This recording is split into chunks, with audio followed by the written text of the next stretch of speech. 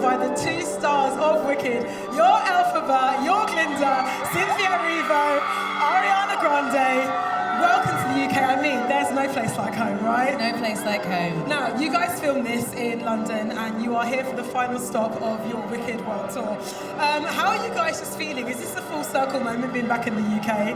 Yeah, it's definitely a full circle moment. But for both of us, we spent so long filming here, and obviously this is home for me.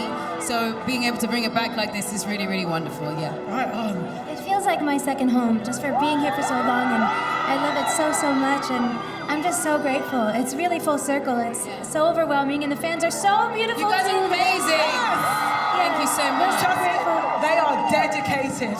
Cynthia, it would be remiss of me not to talk to you about Defying Gravity. Yeah. I mean, that battle cry, how did you prepare for that moment? Because watching Ariana as Glinda, watching you do it, was heartbreaking and beautiful. How did it feel to finally reach that moment? I mean, it felt really, really wonderful. So that was a really full circle moment for me because it was the end of the shoot. It's the last thing we did. And I'm really proud of what we got to, and I was given sort of the space to make it my own. So I'm glad that you loved it, and hopefully everyone else will. Oh, trust me, we love it, and then some. Ariana, I need to talk to you about No One Mourns the Wicked. How did you prepare for a vocal like that as well? Because I mean, like, you two, just the singing, the way you blend, like the vocal production, like the levels are beyond. How did you prepare for that performance? Thank you so much. I mean, for No One Mourns the Wicked in particular, I worked for a long time with my vocal coach, Eric Vitro, to sort of transform my voice to be able to sing the sort of coloratura soprano, because it's a very different placement than what I usually sing. So it was hard work, but I'm so grateful that I got to do it. Trust me, it paid off. I wish I could talk to you guys all night, but you are very busy witches. There is a lot of Wicked business to get into, but honestly, women, congratulations on what you have done. It is truly incredible, and trust me, we will all be changed for good. Thank you. Thank you so much. Jeff Goldblum. Clara. I feel like you always have a song and you have a little drink.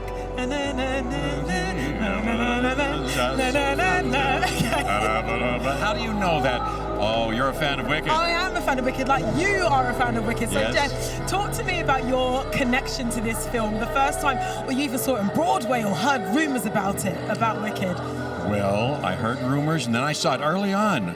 And I saw Idina Menzel and Kristen Chenoweth. Oh my gosh. So you saw the OGs. I sure did. And Joel Grey, whom I adore, playing this part, you know, and I cried my eyes out at that. I didn't know what it was about. I hadn't read the Gregory Maguire brilliant book, but I've been a fan of that ever since. And when they asked me to do it, can you imagine? Oh my gosh. And then with John Chu, who makes a musical into a movie better than anybody has ever done it, I think. Dare I say that? And then Cynthia Erivo and Arianagrande, two of the greats of all time, virtuoso performances. I was right there, as close as I am to you, Clara, and they were doing it. I pinched myself. I thought I was dreaming, just like Dorothy in The Wizard of Oz. I kept clicking my heels. Well, 3 times you've clicked them and you're right here back home in the UK where you guys filmed it. It's so perfect. Have you ever been there to Sky, Elstree Studios? They are fantastic. Fantastic. And this whole filmmaking crew was fantastic, and the cast. Geez, what a lucky thing. Honestly, I think when it was announced that you were cast as a wizard, it was such a no-brainer. I think the world over was like, yeah, okay, cool, that checks out, that makes sense. When you first put on your wizard outfit, you know, on that day in set, how did that make you feel stepping into that? Oh, fantastic. You're talking about these costumes, and Paul Tazwell comes to mind. Wait till you see him tonight. He's decked out. He's here. What a great man he is. And I'll tell you, I've done a bunch of movies, but I've never put on a costume. He had been there for many, many fittings and been his elegant, brilliant, quiet self. But when I finally put it on, after he'd cared for every detail. I teared up. I got choked up, and I said to him, "Thank you, Paul. Thank you." That's how I felt, and honored to be in the continuum of people who've played this part and the material that is just fantastic. Well, I know you've loved this story since you were a little boy. I mean, it must have been so fun for you to tap back into that childhood imagination to play the wizard, right? Oh my gosh, not only fun, it was like I felt 10 years old again. I was jumping out of my skin. Yeah, I was really happy. Honestly, the smile on your face is so wide, Jeff. And last but not least, I'm asking all the cast tonight, to quote Stephen Schwartz and his incredible composing and lyricism, how has this experience changed you for good? That's a good question.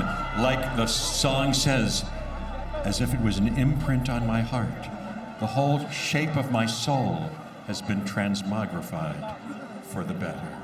It's true. And there are some interesting, profound, and dark elements in the wizard's character that are worth looking at.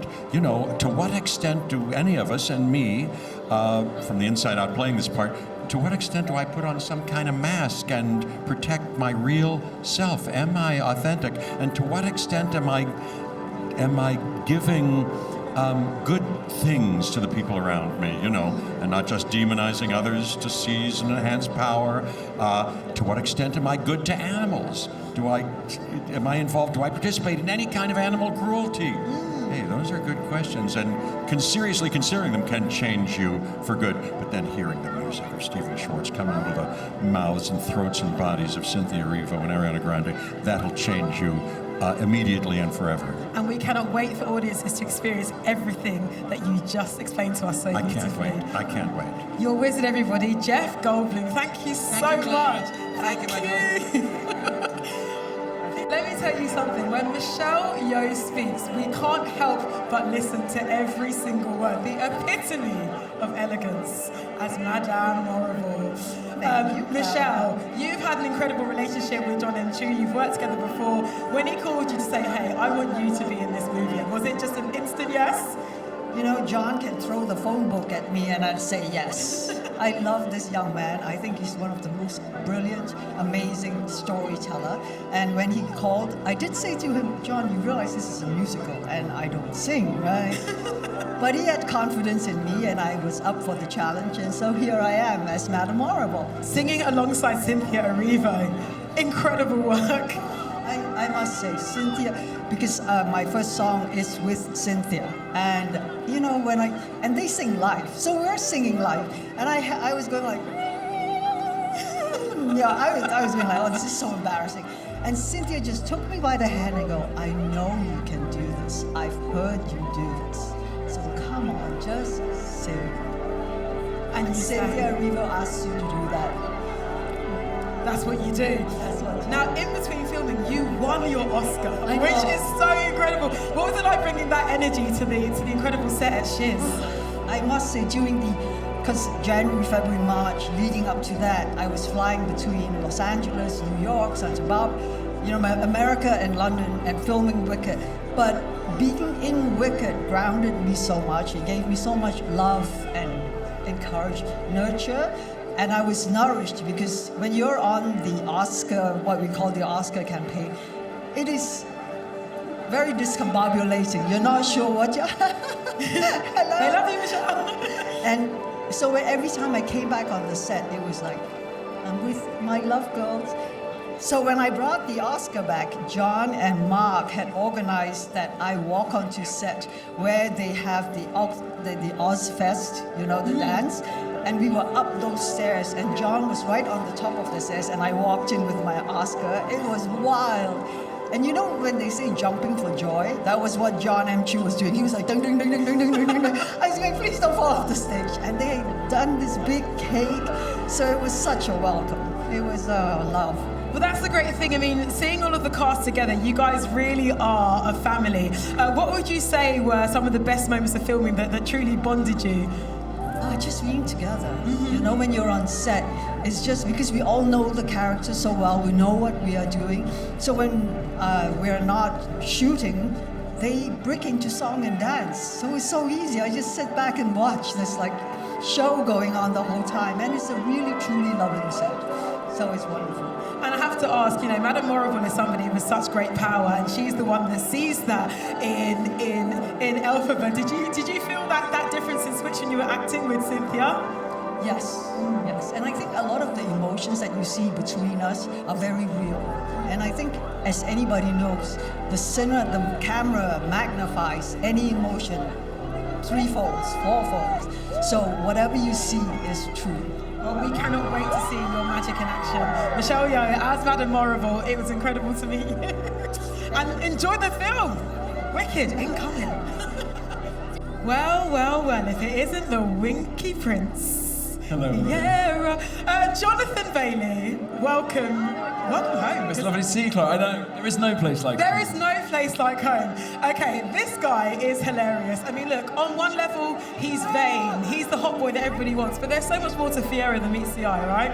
Yeah, I think so. I think he's really complicated. You know, I think there's a lot of nuance, and I think John M. Chu, who is the director of this film, it's a sort of directorial feat, this, and it's so incredible, and partly because he wanted to explore the characters in multi-layered, sort of multifaceted ways, and there's a lot to Mr. Winky. Yeah. There is a lot to the Winky Prince. You get to be delightfully playful, but also so sensitive in this role. Let's talk about the playful moments. Dancing Through Life, that number. Changed you for good, no pun intended? Yeah, in the way that I can't really walk straight. No, it was amazing. Yeah, Chris Scott's here, who's the incredible, I just said hello to him.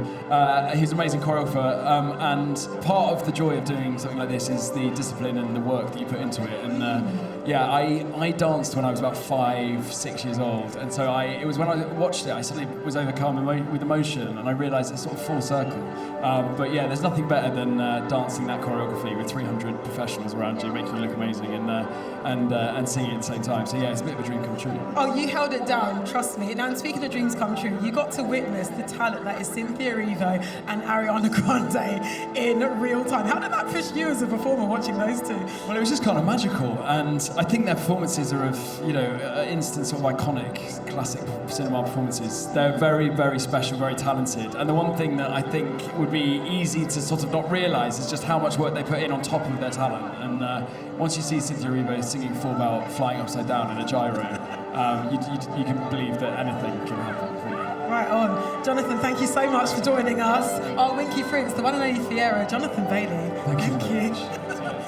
The man behind it all, director of Wicked, John M. Chu. Hey, hi Welcome everybody. back to the UK where this experience all began. And also, can we just note the Elphaba glasses?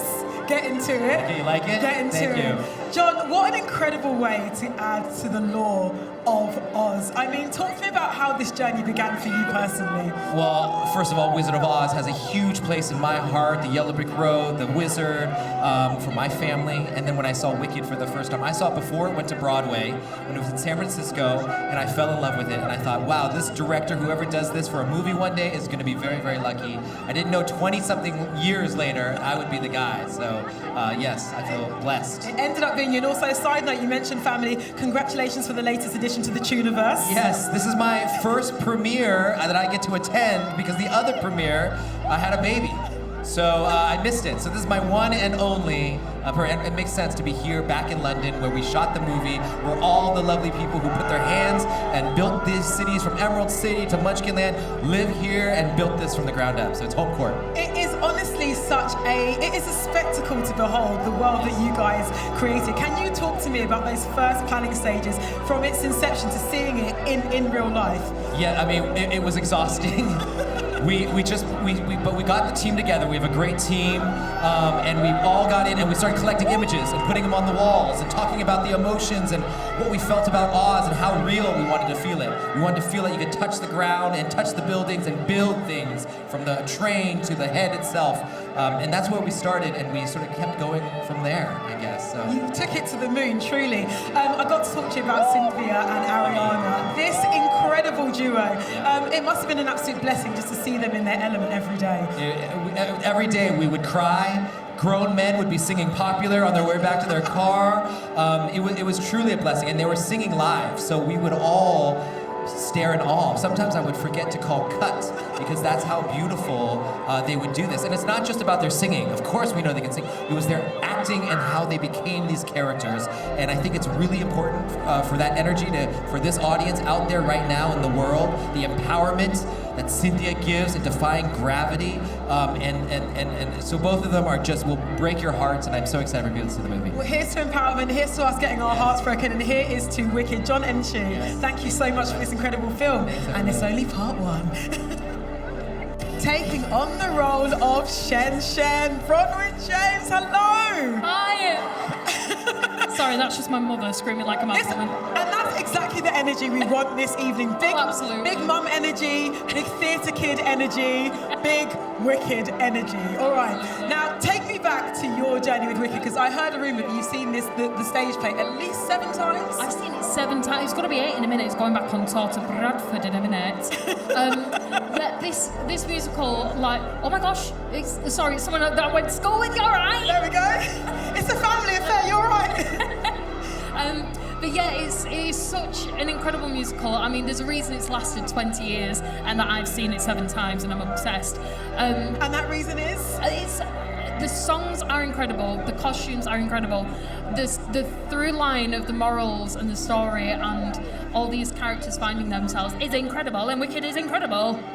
Truly is incredible. Now, talk to me about this character, Shen, and just the audition process and the day that you found out you got the role. Oh my gosh. So the audition process, I mean, casting were not messing around when it came to finding the correct people for the parts. I had like 6 or 7 auditions, like ranging from like self-tapes, like singing auditions to dancing auditions, which was interesting. And it We've seen you in Bowen, you've got the moves. I had a lot of help. Maybe a bit too much help.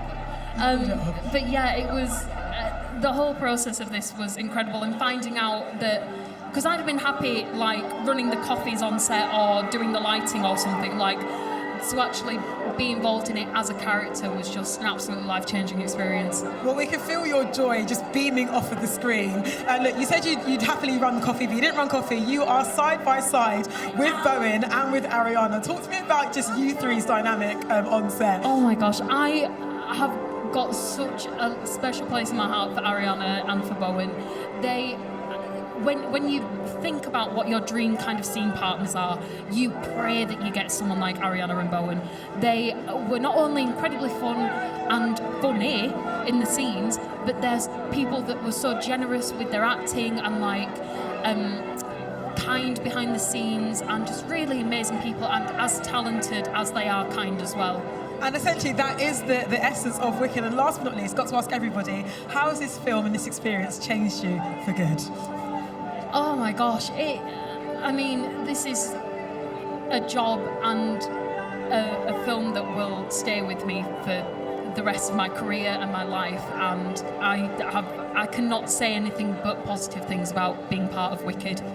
Right on, Bronwyn James, aka Shen, for life, legacy on film. Thank you so much. Taking on the role of Nessa Rose, Marissa Bode. Welcome to the green carpet. It's happening, the Wicked European premiere. How excited are you to be back in the UK where you guys filmed this thing? I'm so excited. It feels so incredibly full circle. This coming to the UK when we first started filming was my first time overseas in general. And what a privilege. London's beautiful. Well, this is it. It's a lot of firsts, because I know you pretty much left drama school, about 3 years ago. This is your debut film role. You're doing all right in life, I think. Apparently, yeah. I'm here. We out here. Yeah. Really? Can you talk to me about your audition process? Yeah, so it was over the span of a few weeks, within a number of callbacks over a few weeks. And then, I didn't hear back, so I thought it was donezo for me.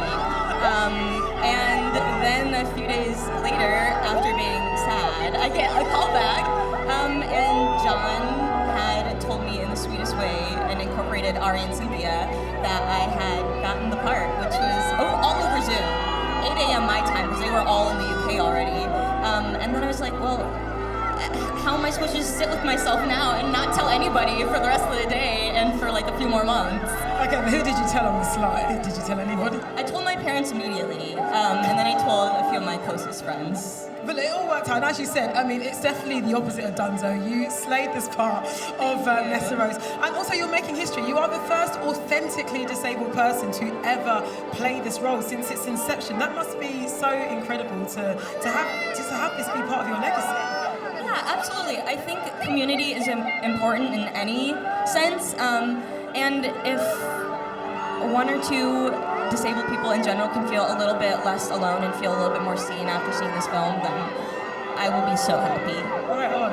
I saw I had a chance to see the film. Obviously, no spoilers, but the girl Cecily who plays younger you, she is incredible. How did you guys bond on set and off set? So adorable. Her family is incredible. We're actually very close. They ironically live just down the street from my partner, and so we see each other often. My partner occasionally helps homeschool her too. And she's just the sweetest, and her family is so kind and lovely and genuinely. Maybe one of my favorite parts about being on Wicked was meeting them, because they are just the sweetest family ever. But that's it. This Wicked experience. I mean, you can see it beaming from all of you. It really has been a family affair. Can you talk to me about, in this moment, no pressure, your favourite sequence in this moment to film? Oh my goodness.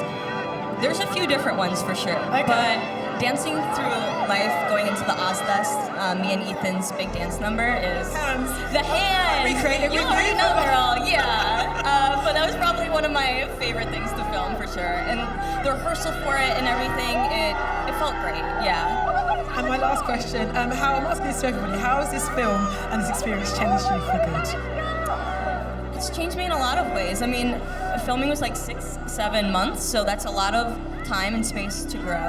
And just taking the humanity that I see in the characters and that were in the script and taking a little bit of those pieces with me as well. I think those have changed me for the better. Right on. Marissa, thank you so very much. And congratulations on being a 10/10 SOS. Thank you. Thank you so much. And the crowd is going wild. Ethan Slater taking on the role of Bok in Wicked. Does that even feel surreal just to hear that? Yeah, it's thank you. I love you guys too. Oh my God. I hope you're staying warm. We're trying our best. Let's talk about big theatre kid energy, because I don't know about you, I feel like it fuels this movement. What does that mean to you as a theatre kid?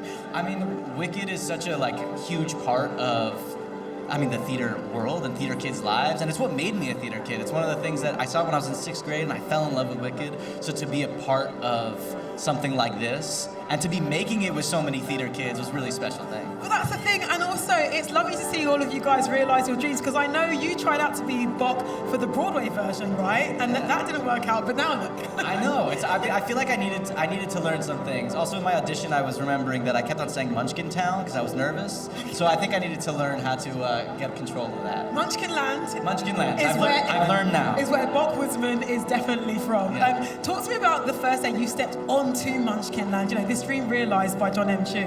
It was absolutely surreal. I mean, what was surreal about it is that it actually felt like stepping into the world of Oz. And I remember I can't remember exactly where we were shooting. Maybe it was at the train station, but I knew I needed to see Munchkin Land, so I snuck over because it was only 100 meters away or wherever. And finding the yellow brick road and seeing these beautiful houses that you could walk into, and they were homes. It was just an unbelievable thing, and it made playing a Munchkin pretty easy. Well, that's it. You had an actual, literal playground rather than just 100% CGI. Yeah, we had books that had fully written chapters in them about how to fell a tree with an axe. And were you, putting in the work? Were you doing the actual woodsman's work? Are you that method? Oh yeah, we did some wood chopping. We built the fires to keep everyone warm. Yeah, absolutely. Now with this character, I mean, we're going to see as the film series progresses, he has a change, he has a switch. Yeah. But talking about playing him before the big transition, how was it, I guess, getting to know this version of Bok and making him your own? What I love about Bok is that he's somebody who he comes to Shiz looking for community. He comes to Shiz maybe looking for love, and he finds community through his search for love, and I think that's a really beautiful thing. And also getting to play with Marissa, who's Nessa Rose. She's unbelievable. She's incredible. I can't wait for everyone to see her in this movie. But to form that bond and that relationship, it was so fun. And in the first movie, it was so special and meaningful. And I'm really excited about the way that develops and deepens. Oh, we cannot wait for part 2. And you speak of community, and I think a question that I've been wanting to know from everybody today, and thinking ahead to the next film, is how has this experience changed you for good?